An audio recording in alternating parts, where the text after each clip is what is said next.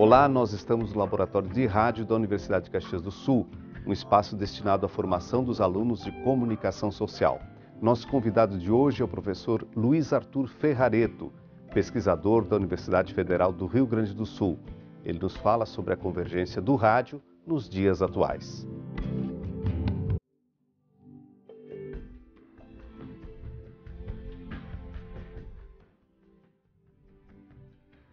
Como todos os setores da sociedade brasileira, o rádio brasileiro, o rádio que é hegemônico no Brasil, que é o rádio comercial, né, ele está sendo afetado com força, né, pela crise, né? Mas também, ao mesmo tempo, em paralelo a isso, há um processo, que é um processo interessante, é um processo de valorização do rádio, que é o processo de migração do AM para o FM. As rádios pediram essa migração, ela começou, ela tem alguns problemas. Eu acho que o problema maior é na questão dos receptores, os receptores não estão à venda, talvez na quantidade que se esperava para o momento anterior, mas tem que considerar também que à medida que os carros forem sendo trocados, os rádios que virão com FM estendido, né? Então isso é bom, né? Os celulares, à medida que o sujeito vai trocando, vão estar com o FM estendido. Então, de um lado tem a crise, de outro lado tem uma outra possibilidade que diz o seguinte: olha, passa do AM, que hoje tem pouca audiência, para o FM, que tem uma audiência que chega em algumas cidades, se a gente considerar as principais capitais brasileiras, chega a ser 95%, 96% dos ouvintes de rádio, né? Por que o FM é importante? Porque ele está dentro do celular. Tudo vai passar pelo celular no futuro, né? Tanto de produção quanto de recepção de conteúdo. Então, isso é importante. As pessoas que ouvem tradicionalmente o AM, independente do tamanho da cidade, no momento que elas sentirem falta da rádio que está migrando para o FM, elas vão ser alertadas desse processo, elas, ao sentirem falta, nesse ato, elas estão valorizando o rádio. Então, isso é importante. E a gente vai falar muito sobre isso, está falando muito e vai continuar falando muito sobre isso. Então, é esse momento que a gente vive. O problema, pelo que a gente tem visto dentro do núcleo de estudos de rádio da URGS, né, o problema é a formatação de programação, né? O Brasil viveu todo o período da segmentação, né? A gente viveu muito de adaptação de modelos estrangeiros e não da criação de formatos novos de programação, ou de programas, inclusive.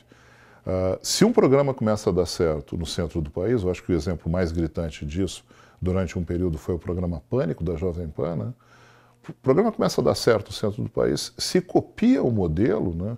Grandes grupos copiam o modelo e se copia o modelo para todo o país. Por que uma pessoa vai escutar a cópia e não o original, né? Isso já diz assim, olha, eu tenho que falar para as pessoas que estão próximas de mim e eu tenho que ser criativo nessa fala. Não significa reinventar a roda, não é isso, mas é criar coisas adequadas a essa comunidade, né? A quem está próximo, né? E conviver com a ideia das redes também, né? O rádio do interior dos Estados Unidos resolveu o problema da segmentação nos Estados Unidos. Foram pequenas emissoras se sentindo abandonadas pelas grandes redes que faziam programação de espetáculo costa a costa, que começaram a inventar formatos. Inventaram formatos e até influenciaram a música, a cultura. O rock, como tal, surgiu numa emissora de rádio do interior, no momento em que a música já existia, mas que um comunicador chamado Alan Freed disse: essa música é rock and roll. Tá? Ele deu o nome para a música, para o estilo musical. O rádio jovem surgiu assim.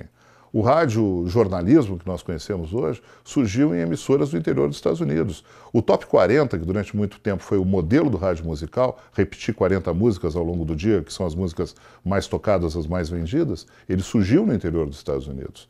Essa criatividade nós temos que recuperar e pensar uma coisa que é dita por muitos pesquisadores, por exemplo, o Eduardo Medici, eu me lembro de um texto dele, professor da Federal de Santa Catarina.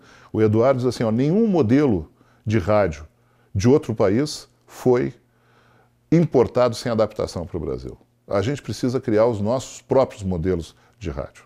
Sem fazer, por exemplo, só para citar um exemplo, né, uma coisa que eu considero um erro, que é tu queres pegar o ouvinte jovem, e aí esquece que a rádio tem outros tipos de ouvintes. E aí faz um Frankenstein de programação que acaba perdendo o ouvinte mais antigo, de mais idade, sem conseguir atrair o jovem. A gente tem que formar nos jovens o hábito do rádio. com projetos, na realidade, talvez até nas escolas de ensino fundamental e médio, explicando o que é o rádio para as pessoas. Porque quando eles precisarem do rádio no carro, eles podem até usar um aplicativo para ver como é que está o trânsito, né? Mas o rádio é muito mais fácil de ser recebida a informação a respeito do trânsito no rádio. Tem uma pessoa conversando contigo.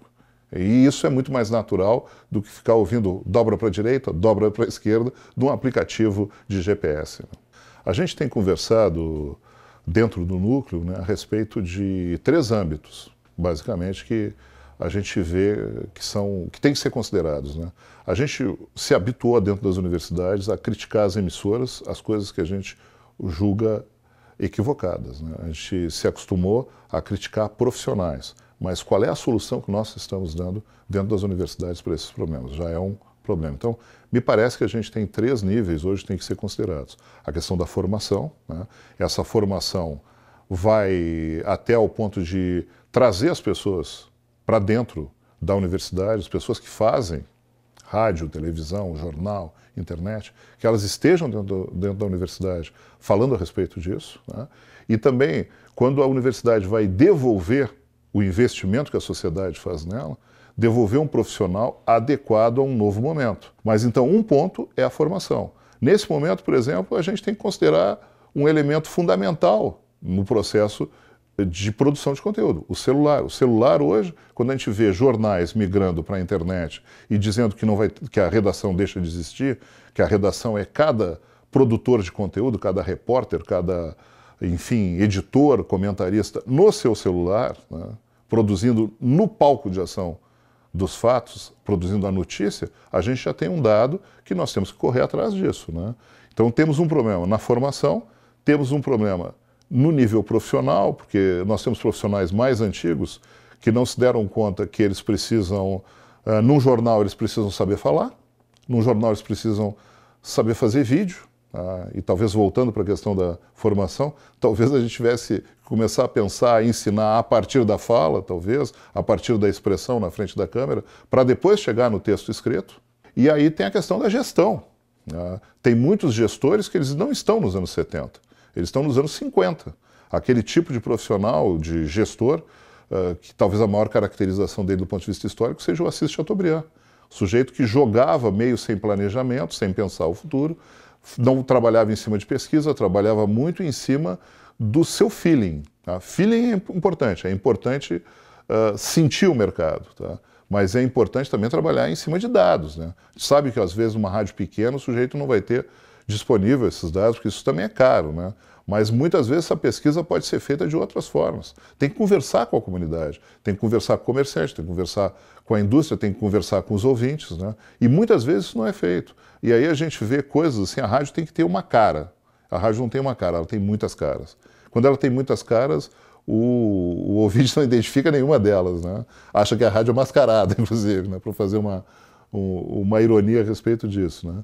A rádio tem que ter uma unidade na sua programação. Mesmo que no início da manhã ela esteja falando para os formadores de opinião de uma comunidade e no meio da manhã passe a falar para a dona de casa ou para pessoas mais humildes naquela comunidade, ela tem que ter uma unicidade nessas coisas, nessa passagem. Tem que ter uma linguagem. Eu também acho que a gente está com um problema em termos técnicos hoje, entende? Técnicos que eu digo não é da técnica de transmissão, mas da técnica em si, do como fazer. Tem que se recuperar isso. E aí passa por todos esses itens, né? Começa no ensino, passa pelo profissional, que ele tem que ter uma técnica mais refinada, ele precisa saber se expressar melhor, ele precisa ter domínio da linguagem rádio, que muitas vezes não tem, mas não basta ter da linguagem rádio, precisa ter a linguagem das redes sociais, a linguagem da internet, do vídeo, da fotografia, e passa pelos nossos representantes, pelos nossos gestores, né? Eu gosto de jornalismo de opinião, isso é a primeira coisa. A técnica jornalística não contempla a ideia de jornalismo de opinião, ela contempla a ideia de jornalismo opinativo. O jornalismo opinativo é o comentarista, o editorialista, a opinião do público entra nisso, né? Jornalismo de opinião, como está sendo vendido aí já há algum tempo, é um jornalismo com partido político. Isso não é jornalismo. Tá? Se o jornalismo tem partido, claro, a gente tem todo aquele fator assim, do chamado coronelismo eletrônico, do dono da emissora determinar que ela tem uma determinada posição em que ele vai de certa forma, interferir até com um ganho político para ele, né?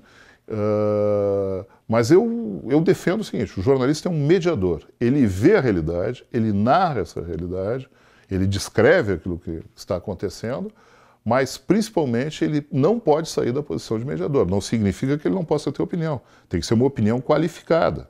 Quando ele vai falar a respeito de determinado assunto, tem que ter embasamento, tem que ser A, B e C, não pode ser achismo. E a gente vive o momento do achismo.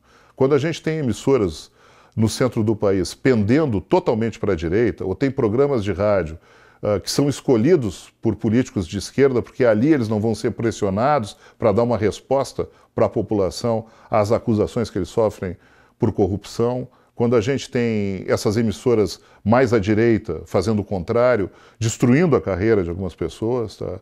A gente não tem jornalismo e a gente não tem o principal, a gente não tem o respeito à democracia. Tá? O respeito, inclusive, ao fato de o sujeito, ele, ao microfone, ele representar o público, né, por meio de uma outorga, né, porque uma rádio, no fundo, uma rádio é a sociedade dizendo, através do Estado, que determinado grupo pode usar um bem público. Que bem público é esse? As ondas eletromagnéticas, né? O UX Conhecimento de hoje fica por aqui. Acompanhe os nossos programas nas nossas redes sociais e também no nosso site, uxtv.com.br. Até a próxima.